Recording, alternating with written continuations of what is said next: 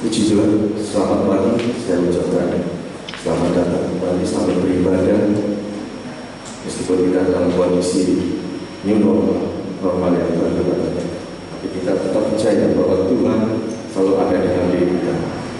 Dimanapun kita beribadah, mungkin sebagian dari kita masih ada yang dari rumah, tapi kita mau percaya bahwa Tuhan selalu ada dengan diri kita.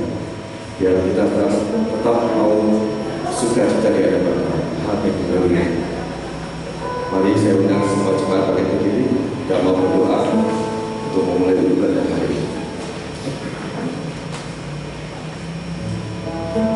Selamat pagi Tuhan, selamat pagi Bapak, selamat pagi Roh Kudus. Terima kasih Tuhan atas penyertaan Engkau dari rumah sampai ke pagi ini, di mana kami mau beribadah di hadapan Engkau. Kami mau bersukacita di hadapan Engkau. Kami mau memberikan yang terbaik bagi Engkau, karena Engkau telah memberikan yang terbaik bagi kami. Terima kasih Yesus, terima kasih ya Tuhan. Kiranya Engkau yang tolong ya Tuhan. Engkau pimpin dari awal hingga akhir ibadah kita. Hanya karena Engkau yang kasih kami.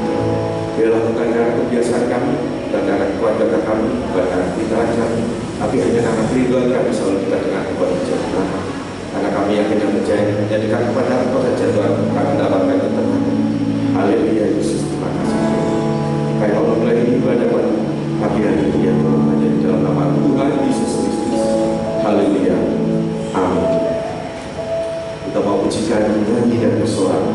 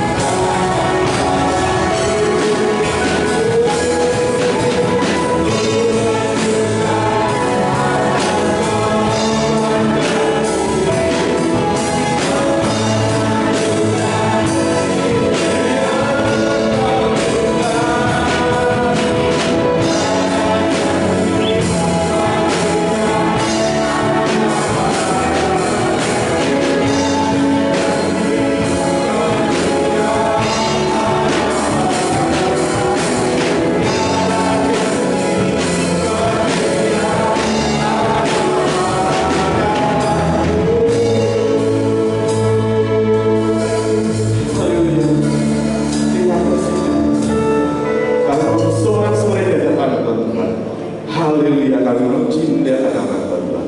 Hanya dalam nama Tuhan Yesus Kristus. Haleluya. Amin. Kita akan hidup kembali saudara. Cita kita bersama-sama Tuhan. Tidak sia-sia karena Tuhan memberikan kesempatan bagi kita. Amin. Kita akan tetap bersorak-sorai di hadapan Tuhan. Bersorak.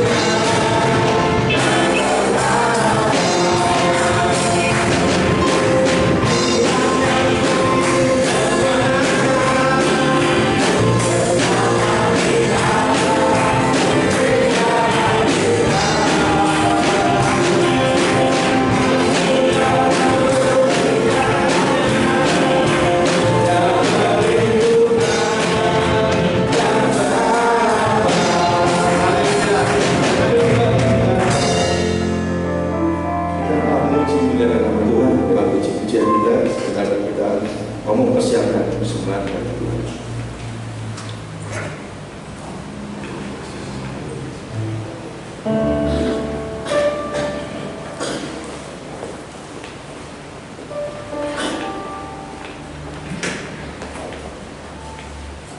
Bapak Daniel bisa berdoa untuk persembahan kita.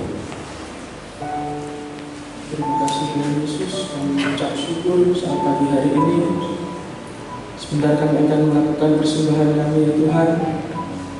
Kuduskan ya Bapa setiap hati kami, ajar kami memberi dengan sukacita. Biarlah persembahan kami ya Bapa berkenan di hadapan-Mu ya Tuhan. Terima kasih kami menjalankan persembahan kami dalam nama Tuhan kami Yesus Kristus. Haleluya. Amin. Ingat kasih.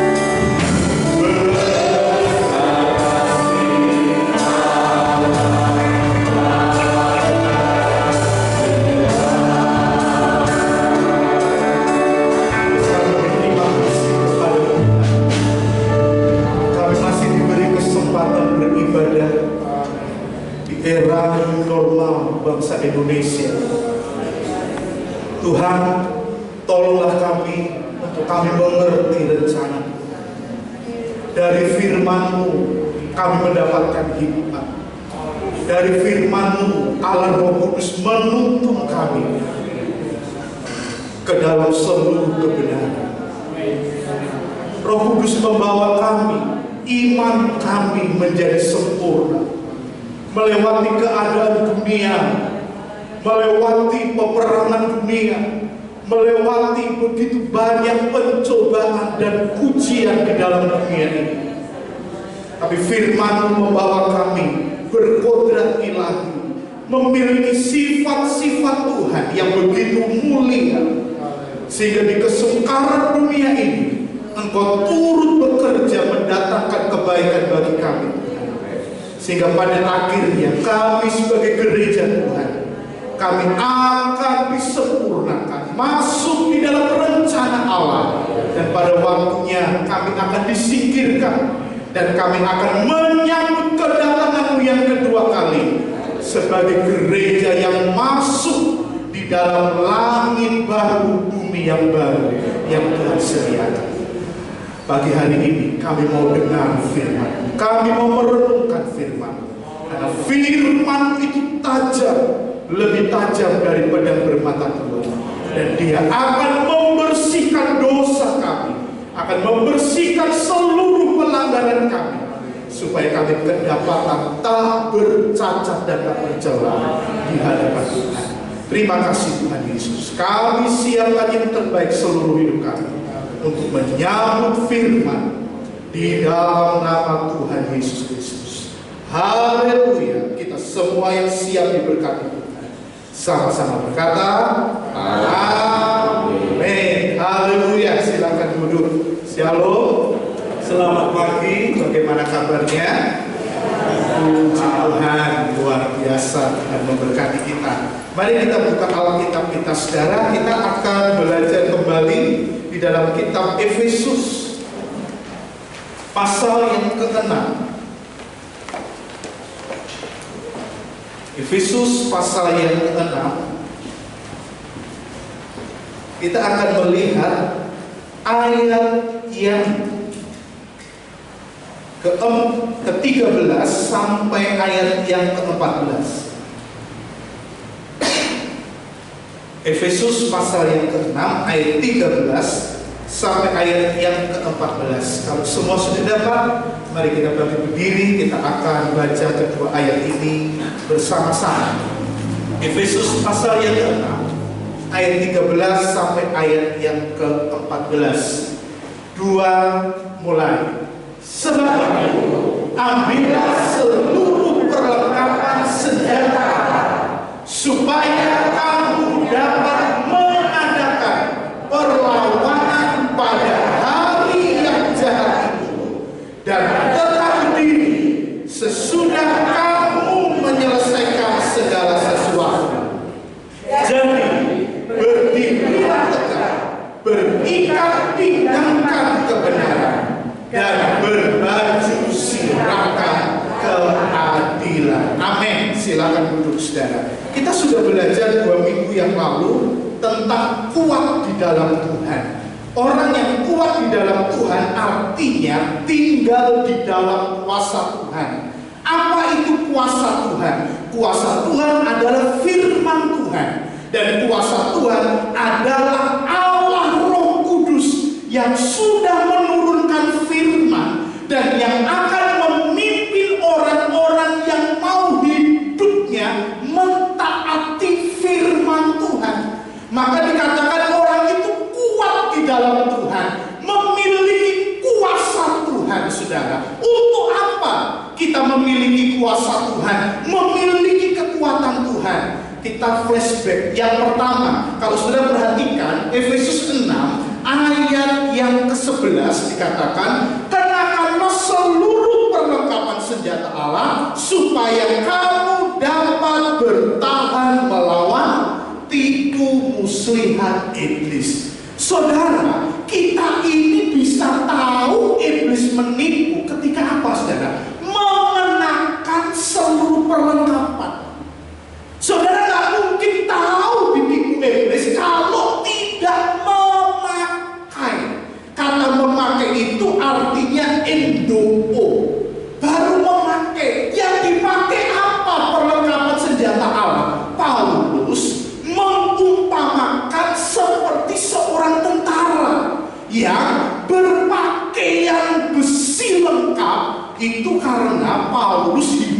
zaman Roma berkuasa. Tentara Roma adalah tentara yang memiliki perlengkapan senjata Allah dari besi, dari kepala sampai kaki, dari perisai sampai tombak dan pedangnya, semua berlapiskan besi baja yang kuat. Makanya Paulus mengumpamakan peperangan kita gereja Tuhan di akhir zaman bukan dengan manusia yang Alkitab katakan, yang firman Allah katakan. Kalau kita mungkin bisa difitnah orang, dibenci orang, diperlakukan tidak baik oleh orang, ditipu orang, bahkan dirugikan dengan banyak hal, tapi ingat, musuh kita bukan manusia. Alkitab katakan ayat yang ke-12 dalam Efesus 6, perjuangan kita bukan melawan darah dan daging, tetapi siapa saudara? Melawan pemerintah-pemerintah, penguasa-penguasa, penghulu-penghulu yang gelap ini, dan roh-roh jahat di udara. Artinya iblis memiliki pasukan yang kita tahu iblis itu tidak berdaging. Artinya dia nggak punya tubuh dan darah. Dia hanyalah makhluk roh. Apakah makhluk roh bisa dilihat? Secara manusia normal, makhluk roh nggak bisa dilihat. Tetapi makhluk roh bisa dirasakan. Seperti kalau saudara merasakan ada angin yang bergerak atau angin yang saudara rasakan. Misal saudara ada di pinggir pantai yang kita kenal dengan banyak pohon kelapa. Kenapa pohon itu kok gerak? Siapa yang menggerakkan? Nggak kelihatan. Tetapi dia bergerak, tanda ada yang tidak terlihat yang sedang mempengaruhi pohon yang bisa kita lihat. Ya, kalau kita coba gerakan, saudara pernah gerakan pohon kelapa, batangnya yang besar, nggak mungkin saudara goyang-goyang. Paling kalau goyang-goyang pohon talok, saudara, ya kan? Pohon talok itu diambil goyang-goyang, saudara. Atau mungkin mangga yang masih kecil, ya kan? Pohonnya goyang-goyang, itu bisa capek kita. Tapi ada tanpa manusia, angin itu bergerak, nggak kelihatan, dan kita tahu itu angin. Itu udara yang bergerak, iya ada. Demikian juga setan. Setan tidak terlihat, tapi Alkitab pernah berkata kepada Yesus pada waktu menegur Petrus. Pada waktu Petrus berkata begini, Tuhan, sekali-kali engkau tidak boleh mati. Tuhan berkata apa, saudara? Iblis, keluar kamu. Kenapa? Karena Yesus harus mati. Sebab ketika Petrus berkata, Tuhan, engkau jangan mati, karena memang enak jadi murid Tuhan, saudara. Mengikuti Tuhan kemana, melihat mujizat, melihat perbuatan ajaib, 5 roti 2 ikan. Dia melihat 5.000 orang makan kenyang, saudara. Bahkan pernah berjalan di atas air, mengusir setan, menyembuhkan sakit penyakit. Tidak salah Petrus berkata, engkau nggak boleh mati. Tapi Yesus berkata apa? Iblis. Sebab Yesus harus mati. Itu sebabnya iblis tidak terlihat, tetapi pekerjaan iblis terlihat. Terlihat dari mana? Waktu kita mengenakan perlengkapan senjata Allah. Apa itu perlengkapan senjata Allah? Itulah firman Tuhan dan pekerjaan Roh Kudus. Dua ini tidak bisa dipisahkan. Saudara tidak bisa berat sebelah. Saudara kalau suka firman, pasti suka pekerjaan Roh Kudus. Orang yang suka dengan pekerjaan Roh Kudus pasti suka firman. Dan kedua tidak bisa dipisahkan. Kenapa? Karena dia akan memperlengkapi orang-orang percaya dengan perlengkapan senjata Allah. Makanya perlengkapan orang Roma mengalahkan negara-negara dengan peperangan dengan senjata Allah. Orang-orang Kristen di akhir zaman ada orang Kristen yang mengalahkan tipu muslihat iblis. Ketika apa? Ketika kita mengenakan firman dan kita mau hidup dipimpin Roh Kudus. mengenakan perlengkapan. Artinya, saudara tak mungkin jadi orang Kristen yang bisa ditipu kalau saudara suka minimal membaca dan merenungkan firman. Iya. Sebab kenapa? Karena firman ini adalah sumber satu-satunya kebenaran. Yang dikatakan apa? Langit dan bumi boleh lenyap, tapi firman Allah tidak akan lenyap. Maksudnya tidak akan lenyap bagaimana, saudara? Itulah kualitas yang Allah siapkan kepada gereja Tuhan, orang-orang Kristen di bumi ini. Ini bukan sebagai patut-patutnya orang Kristen ke gereja, saudara, bukan. Tapi ini adalah senjata Allah supaya saudara di bumi ini bisa tahu kalau iblis ini sering menipu. Dan iblis sudah menipu Hawa di Taman Eden. Dan Paulus ingatkan, kamu jangan mau ditipu lagi seperti Hawa ditipu oleh iblis dengan kelicikannya. Bagaimana cara menipunya, saudara? Iblis itu tidak menipu dengan barang murah, saudara. Iblis itu memakai yang paling diinginkan, daging manusia. Makanya Tuhan pernah berkata, daging itu lemah, tetapi roh itu penuh menurut. Tapi seringkali kamu tidak melakukan apa yang diperintahkan oleh roh Allah. Tuhan berkata demikian. Kenapa? Karena iblis menawarkannya bukan sesuatu yang manusia mudah tolak, bukan sesuatu yang manusia ini tidak berpikir sampai akhir hidupnya. Bahkan ketika sudah mulai ingin, sudah nggak bisa tidur, sudah mungkin memikirkan sepanjang hari dan sepanjang hidup saudara. Berapa banyak Alkitab bukan melarang, saudara, tapi Alkitab memberitahu. Walaupun yang diberitahu itu isinya larangan. Alkitab nggak melarang. Walaupun isinya kamu jangan ini, jangan ini, jangan ini. Enggak. Alkitab hanya memberitahu kebenaran. Itu sebabnya orang yang diperlengkapi kebenaran ketika melangkah, saudara akan berhadapan dengan fakta dunia. Roh kita ngomong, itu sebenarnya nggak boleh. Tapi dari ngomong, kamu nggak boleh. Dapat apa? Ini kesempatan yang paling baik. Nggak mungkin kamu lewatkan. Ini kesempatan dari 1001. Nggak mungkin ada lagi kesempatan. Tapi roh bisa ngomong, ini nggak bisa. Disitulah ada peperangan. Makanya peperangan itu terletak di jiwa manusia. Rasul Petrus berkata, hal yang penting yang Yesus kerjakan yaitu keselamatan jiwa. Peperangan di dalam jiwa yang tidak mudah. Roh ngomong A, tapi daging ngomong B.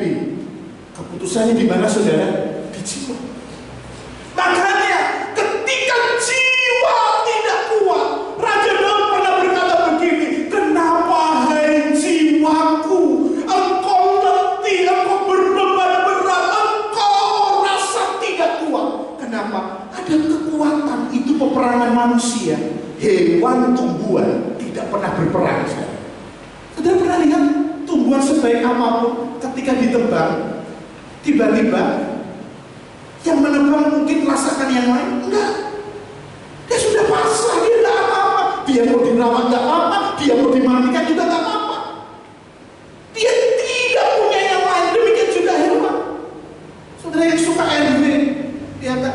Saudara yang suka babi, saudara ini, dia ditangkap, dia dipotong, sudah selesai. Dia nggak ada istilah dia dendam, itu nggak ada. Karena ini diciptakan demikian. Tapi manusia ini yang diciptakan begitu sempurna sampai manusia sendiri lupa bahwa dirinya diciptakan begitu kompleks. Dan hari ini coba saudara cek, sudah masih ingat hal-hal yang Alkitab katakan. Seharusnya saudara itu jadi manusia normal, tapi karena ada iblis, saudara simpan kebencian. Saudara simpan dendam, saudara simpan kepahitan, baik itu kepada pasangan hidup, kepada mertua, kepada tetangga, kepada atasanmu, kepada siapa saja yang berkonfrontasi dengan saudara. Saudara simpan, itu sebab tubuh kita mau kelihatannya luar biasa. Tapi Tuhan katakan, waktu engkau tidak menurut firman Allah, hidupmu keluar dari rencana Allah. Itu sebab firman Allah memberi kebenaran, memberitahu kebenaran, bukan melarang. Sebab pada waktu kita keluar dari firman Allah, apa yang kita lakukan, saudara tidak akan sampai kepada tujuannya Tuhan. Ya. Karena apa? Karena kebenaran itu dia tidak mengambil keuntungan apa-apa, saudara. Allah memberitahukan kebenaran, justru Alkitab katakan karena begitu besar kasih Allah kepada siapa? Manusia. Itu sebab dia memberitahu kebenaran, yang kebenaran itu sendiri isinya kamu gak boleh ini, kamu gak boleh ini, jangan ini. Karena dia mengasihi kita. Sebab kalau kita tidak dikasih kebenaran itu, kita akan menutup mata, membuka mata di tempat yang salah. Kita mengakhiri hidup. Mungkin banyak orang bisa datang kepada saudara, tetapi saudara sendiri ketika membuka mata di dalam kekekalan, sudah bisa salah tempat, tidak sampai kepada tujuan yang sebenarnya Tuhan kasih. Kenapa? Karena iblis ini tugasnya menipu. Nipu apa, saudara? Nipu orang-orang yang tidak diperlengkapi dengan kebenaran. Karena orang yang tidak diperlengkapi, dia nggak tahu kalau itu tidak boleh. Dia tidak tahu kalau itu sudah disuruh oleh Tuhan. Ya kan? Sehingga banyak orang Kristen ketika ditanya, oh, boleh kok, nggak boleh kok. Nah, aku nggak tahu. Seperti saudara mesti ingat, pertemuan ibadah di rumah Tuhan itu minim sekali dalam satu minggu. Allah hanya kasih, hormatilah hari Sabat. Berarti satu hari. Sedangkan isi firman Allah itu begitu luar biasa. Makanya tugas kita anak Tuhan, saudara belajar firman bukan dari hanya hamba Tuhan, tapi dari siapa? Dengan diri sendiri kita rajin membaca. Ada pimpinan Roh Kudus. Kita belajar di dalam surat Yohanes sampai Rasul berkata begini, selain kamu beribadah, kamu tidak perlu mengajar lain, karena kamu harus belajar sendiri. Sebab Roh Allah yang adalah pengajar agung kehidupan sudah diberikan tinggal di dalam hidup manusia. Dia akan mengajar kita. Tetapi memang manusia hidupnya dikuras di dunia ini. Kitab Pengkhotbah berkata, kenapa? Manusia dilelahkan hidup di bumi ini dengan urusan-urusan yang begitu pelik. Iya, sudah dilelahkan. Kenapa? Karena kita perlu makan jasmani.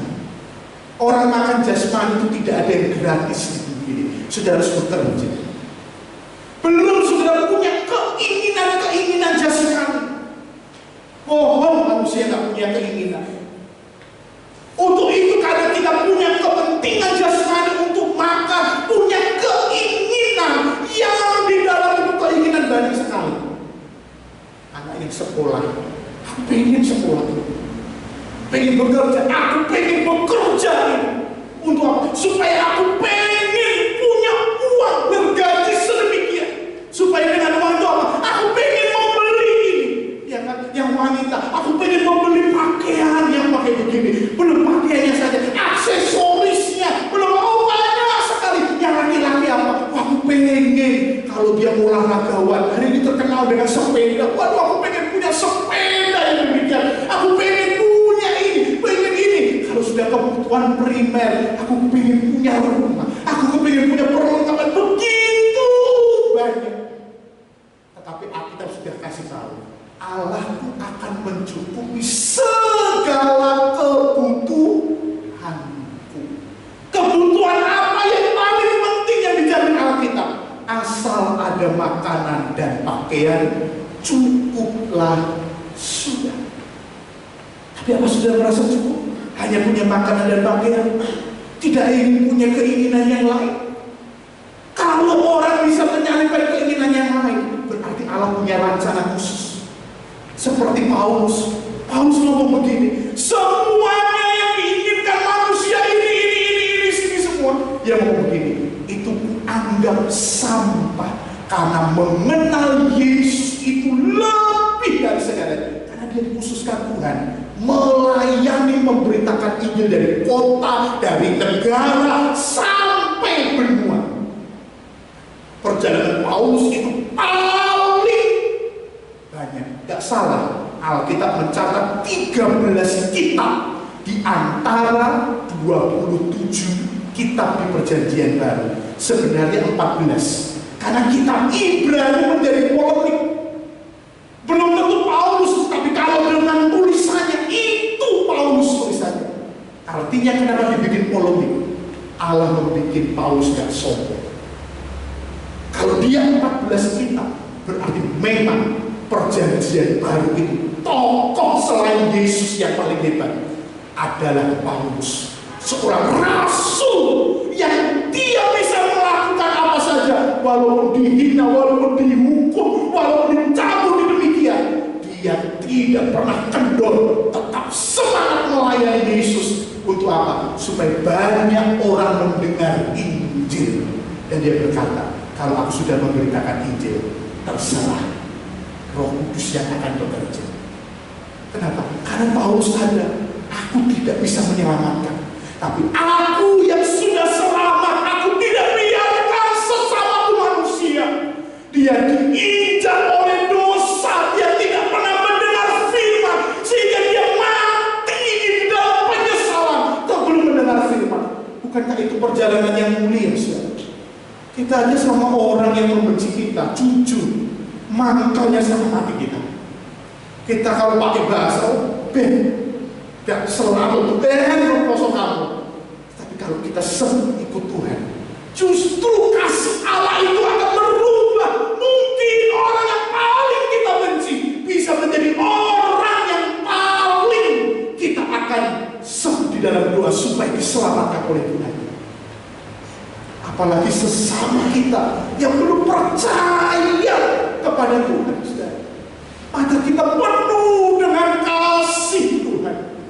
Jadi kalau kita melihat perlengkapan senjata Allah, saudara, iblis ini menipu kita dengan menuruti keinginan yang justru membuat kita melenceng. Baru menggunakan saja kita tahu kita ditipu oleh iblis. Tapi apakah itu bisa dikalahkan? Bisa. Coba sudah kita baca ayat yang ke-13. Bagaimana kita bisa mengalahkan? Kita tahu ditipu, tetapi kita tetap mau ditipu, dikalahkan iblis. Tapi kebenaran ini berkata, kamu bisa mengalahkan iblis. Sebab itu, ambillah seluruh perlengkapan senjata Allah supaya kamu dapat mengadakan perlawanan pada hari yang jahat itu dan tetap berdiri sesudah kamu menyelesaikan segala sesuatu. Hidup kita akan selesai entah tahun berapa. Tapi selesaikanlah hidupmu dengan apa? Hidup di dunia ini kita mengalahkan setiap apa, saudara? Mengalahkan setiap tipu muslihat iblis. Jangan jadi orang Kristen yang meninggalkan dunia ini tapi kalah sama iblis. Tapi jadi orang Kristen yang hidup di dunia ini sampai hari terakhir kita menutup mata. Kita sedang hidup sebagai orang-orang Kristen yang berani melawan pekerjaan tipu muslihat iblis yang begitu luar biasa. Lalu apa sih senjata Allah yang dihasilkan? Saya hanya akan bawakan 2 saja, saudara.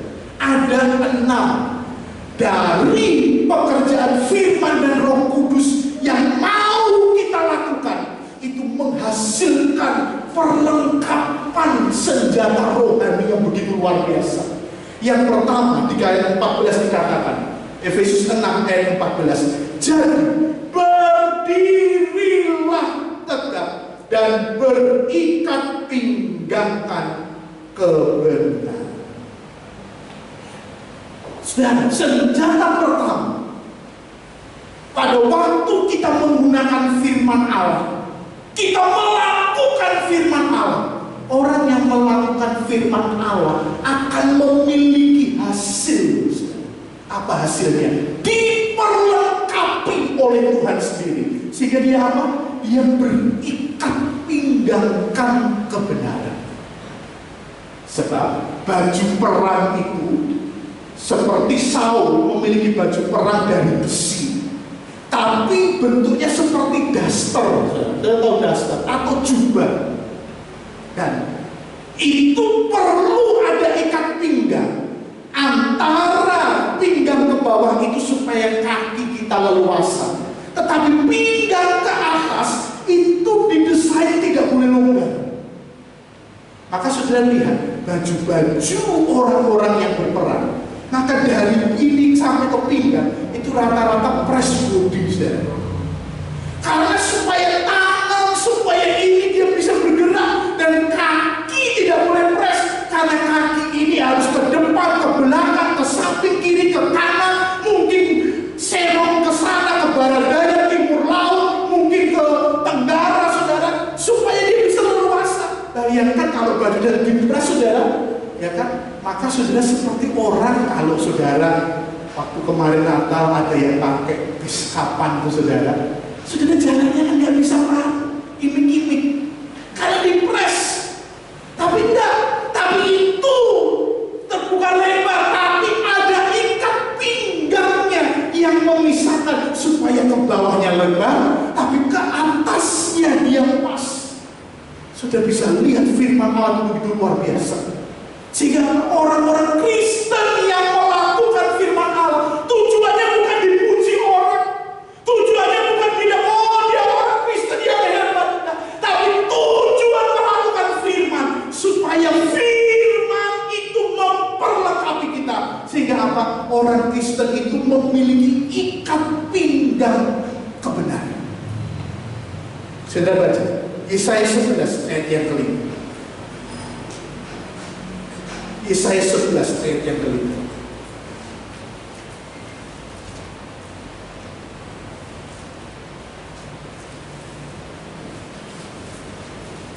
Ia tidak akan menyimpang dari kebenaran dan kesetiaan, seperti ikat pinggang tetap terikat pada pinggang. Sudah perhatikan, orang Kristen yang melakukan firman diperlengkapi Tuhan. Untuk apa saudara? Ia akan jadi orang yang tidak akan menyimpang dari kebenaran dan kesetiaan. Orang Kristen yang hanya suka mendengar dan melakukan mesti akan menyimpang, mesti tidak akan setia. Tapi orang Kristen yang rela hidupnya melakukan firman, maka oleh kuasa Roh Kudus orang itu akan dibuat memiliki satu hidup, yaitu apa? Ketika di dalam dunia ini, Yesus mau tawari apa saja saudara, dia tak menyimpang. Yesus memberi contoh, Tuhan, kamu kan lapar, puasa 40 hari. Itu ada batu, kamu punya kuasa tinggal ngomong batu jadi roti. Jadi, tapi Yesus ngomong apa? Aku nggak mau begitu. Batu tetap batu. Aku nggak mau ditipu. Artinya dia mau dibelokkan oleh iblis. Loh, bagaimana dibelokkan oleh iblis? Nuruti perkataan iblis. Mungkin saudara, bagus loh, supaya kamu demo loh Tuhan, kamu bisa ngomong sama batu jadi roti. Sudah katakan, aku hidup bukan menuruti perkataan iblis, tapi perkataan Tuhan. Itu sebabnya orang Kristen yang hidup mau melakukan firman, memang firman kelihatannya membuat kita gak nyaman, gak hidup, kelihatannya gak bebas. Tapi orang yang melakukan firman Allah, hidupnya akan lebih nikmat di bumi ini, saudara. Walaupun dia susah kelihatannya, dia akan lebih bisa menikmati hidup di bumi ini. Kenapa? Karena dia melakukan firman Tuhan. Walaupun seringkali kita kompromi, Daripada kita kompromi, kita Kristen tapi kompromi, saudara nggak akan nikmati. Istrinya gelisah, takut, bimbang, apa saja.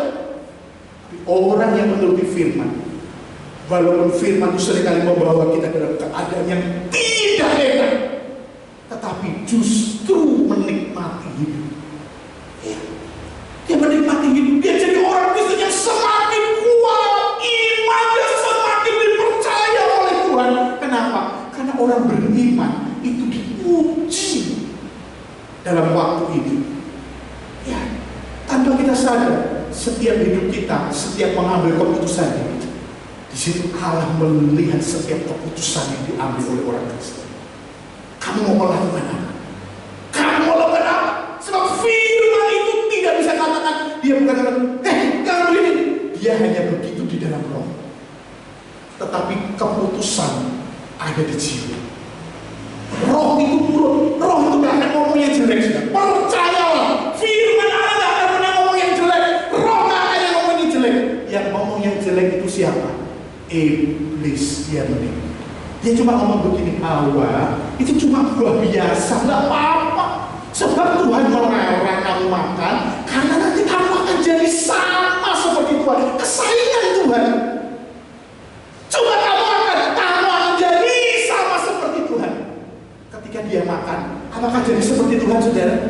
Enggak. Pada waktu dia makan, dia cari iblis. Iblis kemana, saudara? Lari. Karena dia sudah menjatuhkan Hawa. Dia lari. Dia hanya menipu.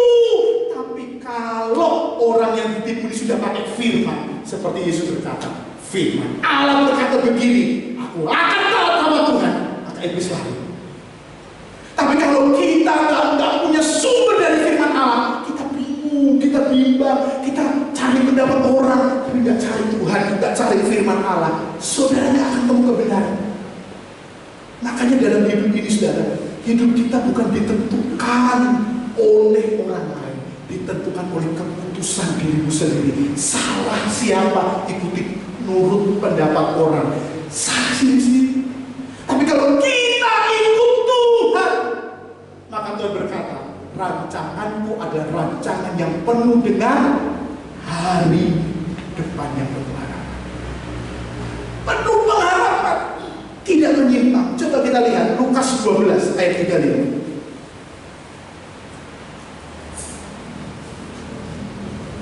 Lukas 12 ayat 35. Ya, saudara lihat pada jangan kelamaan. Hendaklah pinggangmu tetap berikat dan pelitamu tetap menyala. Yesus sendiri berkata, saudara cek ayat ini. Ayat ini ditulis dalam rangka apa? Ayat ini ditulis dalam rangka apa, saudara? Yaitu orang yang akan masuk ke dalam perjamuan kawin. Kalau orang Kristen didapati tidak punya ikat pinggang, pelitanya nggak nyala, ditolak masuk dalam perjamuan kawin. Kenapa kok ditolak? Dia nggak mau diproses sama Tuhan. Ya. Jadi saudara, ketika kita ini melakukan firman Allah, artinya kita ini justru mau berkata Tuhan. Seperti Daud pernah berkata begini, ujilah aku Tuhan, cobalah aku Tuhan, selidiki hatiku dan batinku, mataku tertuju padamu. Ya. Dia tidak diuji. Dalam apa dia diuji? Dia hanya berkata, lihatlah aku, di dalam aku hidup di dunia ini Tuhan, apakah aku menyimpang dari firman-Mu? Toh Daud pun mengakui dirinya pernah menyimpang. Kenapa dia menyimpang? Karena hidup di dunia ini iblis begitu kuat mengganggu manusia. Karena dia tahu apa yang disediakan Tuhan kepada orang yang mau tetap melakukan firman Allah. Sebab satu tempat yang luar biasa. Kenapa? Karena iblis pernah di sana. Iblis pernah di surga. Dan dia tahu surga itu apa. Tapi iblis tidak tahu surga yang kedua yang disediakan, yaitu langit baru, bumi baru, yang lebih hebat dari surga pertama. Itu sebab dia sekuat tenaga. Cara kasarnya begini, aku tidak mau sendirian ada di dalam neraka. Tapi semuanya mungkin aku mau menggoda manusia. Aku mau hidup manusia. Aku pengaruhi. Maka Petrus yang pernah menyangkal Tuhan, dia akhirnya memiliki satu firman karena dorongan Roh Kudus. Lihatlah, iblis berjalan keliling seperti singa, hendak menelan setiap orang yang tidak mau berpegang kepada firman. Bapak Ibu, nikmatnya dunia ini cuma 100 tahun bagi kita. Tapi belum tentu umur kita 100. Nikmatnya dunia ini mungkin hanya 100 tahun.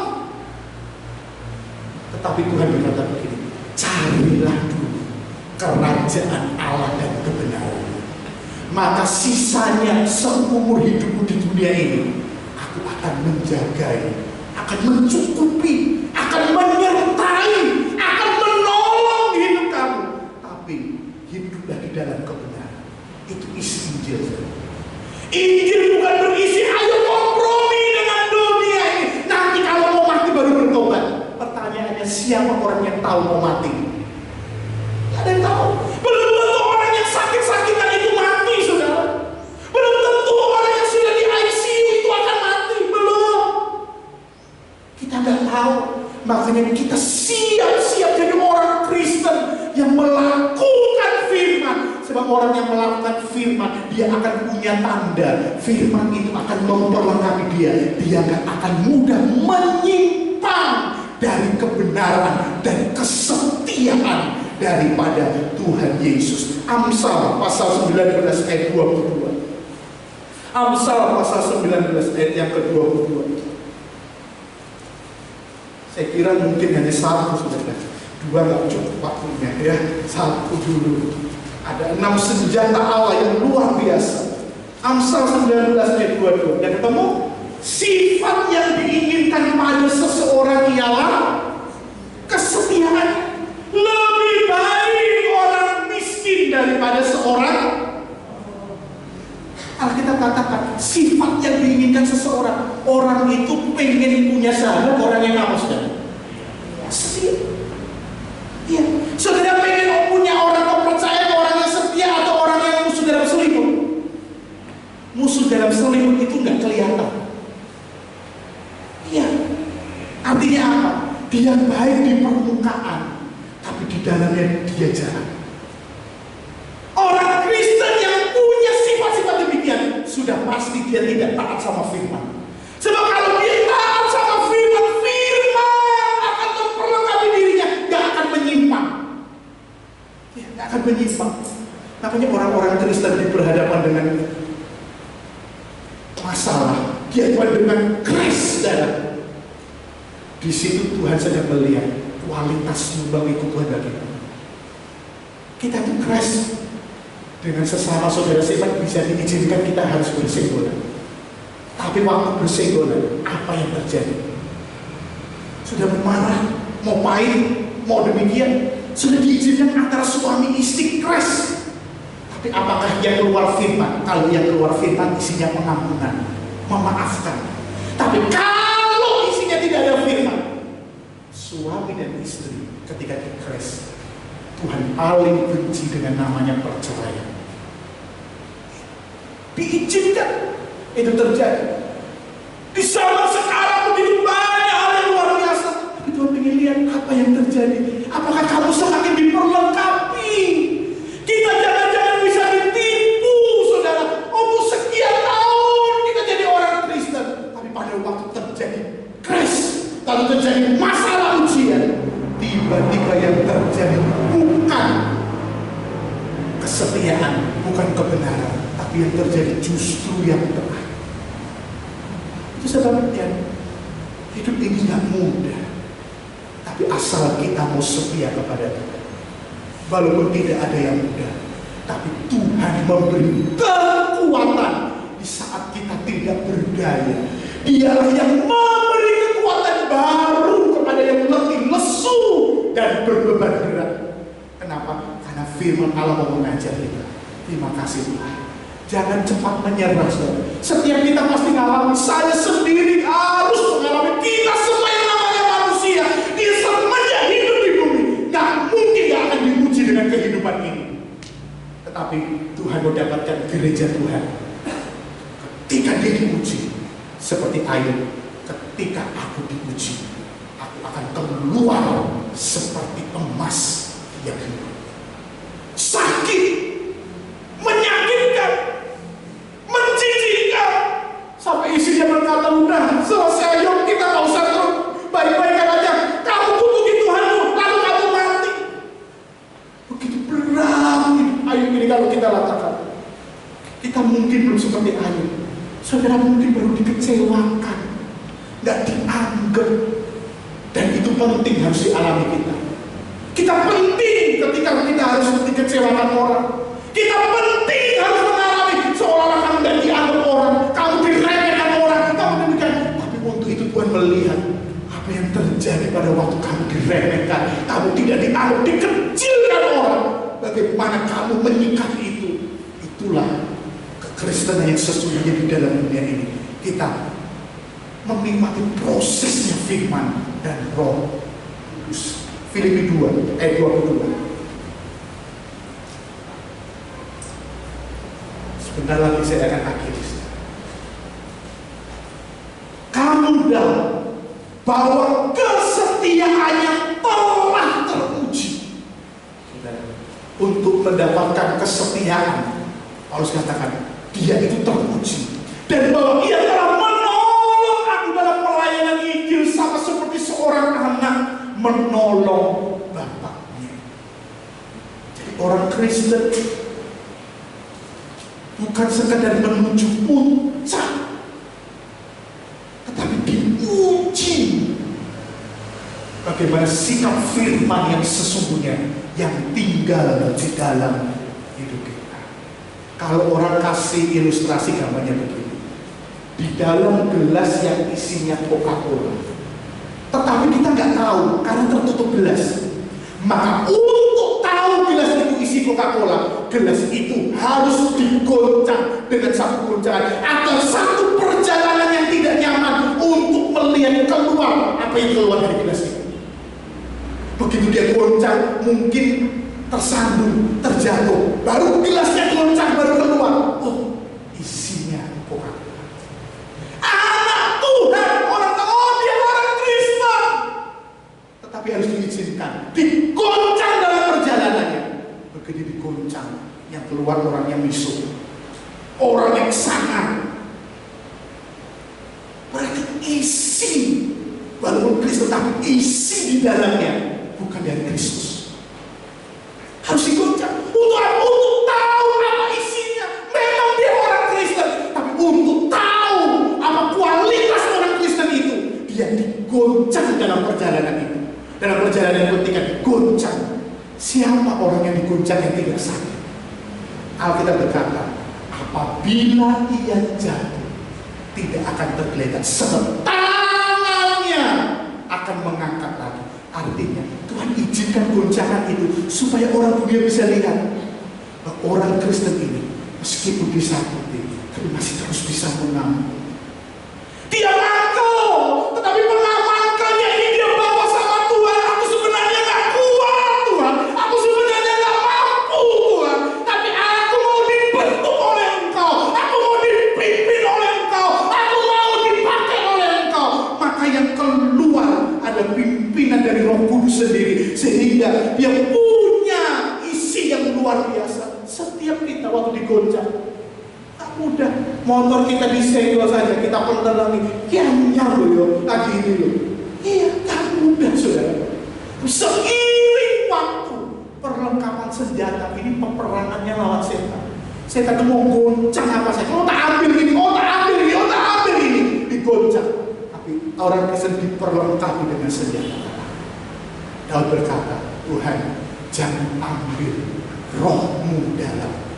Sebab kalau aku tak punya roh, aku pasti habis di dalam dunia ini. Jangan diambil ya Tuhan. Berikan aku perlengkapan. Saudara, kita diuji seiring waktu. Sudah berapa tahun jadi orang Kristen? Tuhan mau dapatkan. Walaupun sudah berapa tahun, yang masih muda jadi orang Kristen jangan kecut. Ya terus berjuang. Yang sudah puluhan tahun jadi orang Kristen, buktikan kekristenanmu di dalam hidup ini. Engkau memiliki kebenaran, kesetiaan yang sungguh-sungguh kepada Tuhan. Saya mau akhiri dengan satu ayat. Musik saya yang maju ke depan. Wahyu 2 ayat yang ke-10. Wahyu 2 ayat yang ke-10.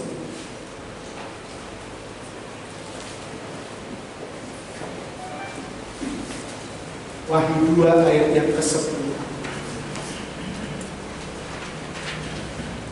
Sudah tahu? Saya akan bacakan demikian firman Tuhan. Janganlah takut terhadap apa yang harus engkau derita. Sesungguhnya iblis akan melemparkan beberapa orang dari antaramu ke dalam penjara, supaya kamu dicobai dan kamu akan beroleh kesusahan selama 10 hari. Hendaklah engkau setia sampai mati, dan aku akan mengaruniakan kepadamu mahkota kehidupan. Bahaya kalau orang Kristen tidak diperlengkapi oleh firman dan Roh Kudus dengan ikat pinggang kebenaran. Kita pasti akan mudah berkompromi di dalam hidup ketika ditawari apa saja. Ada begitu banyak anak-anak yang muda, ada ditawari jodoh. Kapan lagi aku punya jodoh Tuhan? Kalau kau diperlengkapi Tuhan, kau akan punya perjuangan. Ada mau pekerjaan, punya kedudukan, begitu bahaya. Ada yang ingin punya harta yang luar biasa, ada kesempatan, tapi itu bukan jalan Tuhan, itu bukan jalan yang Tuhan, itu jalan yang jahat. Firman Allah, iblis dikatakan akan melemparkan. Ada kesusahan yang diciptakan di dalam dunia ini. Tuhan izinkan, tapi Tuhan memiliki kepercayaan. Ada banyak umat Tuhan yang berani bayar harga, tetap mengikuti Tuhan, mengikuti firman Allah, karena mereka disadarkan keselamatan itu lebih penting daripada hidup yang hanya 100 tahun tapi tetap akan berakhir juga. Sebab hari kita semakin setia kepada Tuhan. Hiduplah mau dipimpin firman, diperlengkapi oleh firman, punya ikat pinggang kebenaran. Kita akan berusaha worship Simon.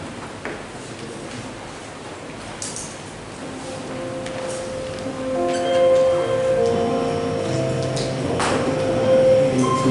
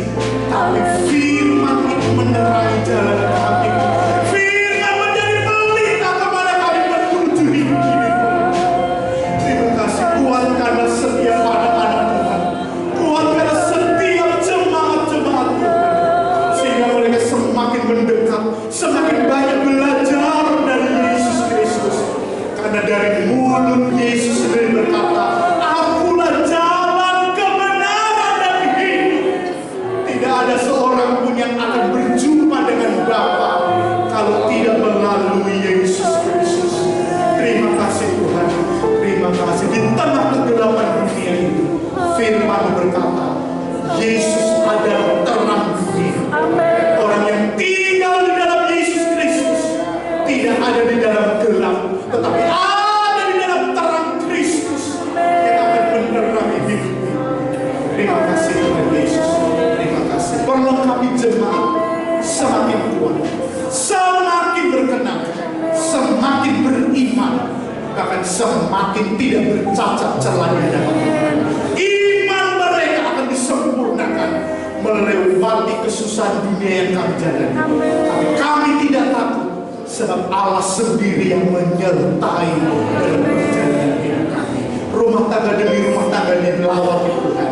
Pekerjaan mereka yang harus mengalami dampak hari-hari ini, Tuhan tolong sehingga mereka akan melihat kemuliaan Tuhan, menunjukkan jalan-jalan yang terang bagi setiap hidup kami. Mungkin ada anggota-anggota keluarga yang tidak bersama-sama dengan kami. Ada yang di luar kota, di luar pulau, bahkan ada yang di luar negeri sekalipun. Tuhan, Engkau tetap menjaga di manapun kami berada. Tangan Tuhan yang kuat menopang hidup kami.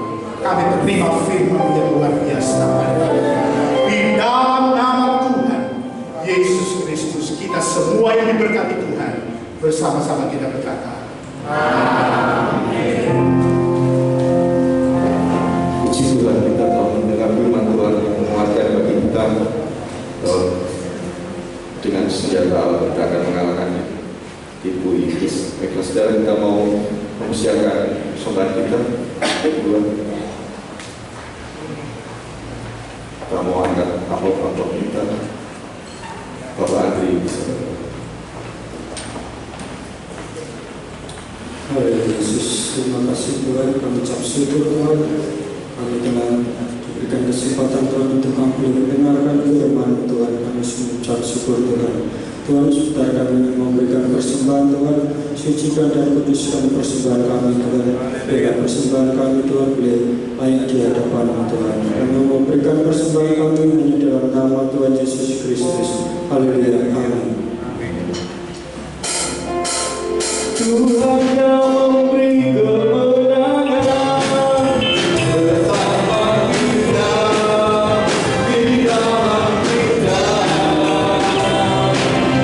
Masuklah kemuliaannya yang perlindungan dan keselamatan.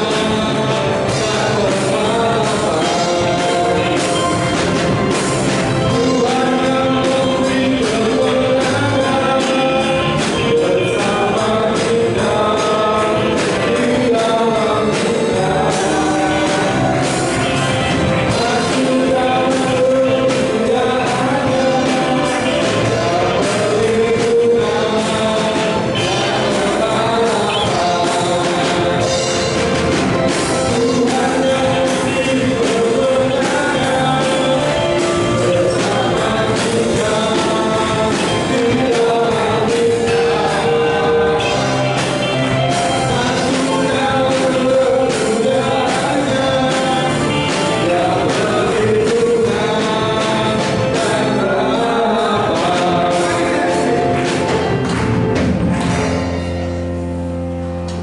Kita kami berdiri.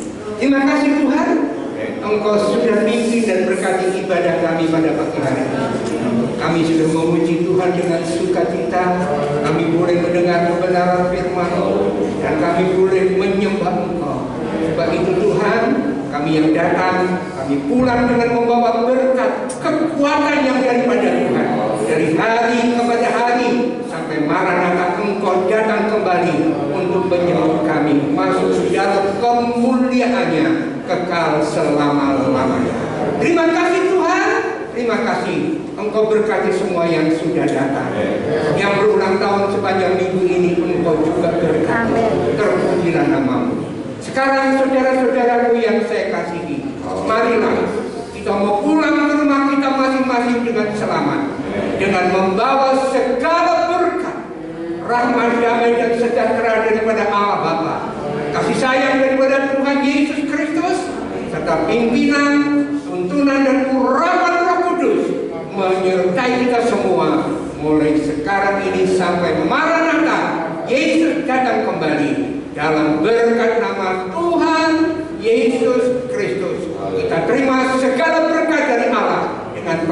dan kita sama-sama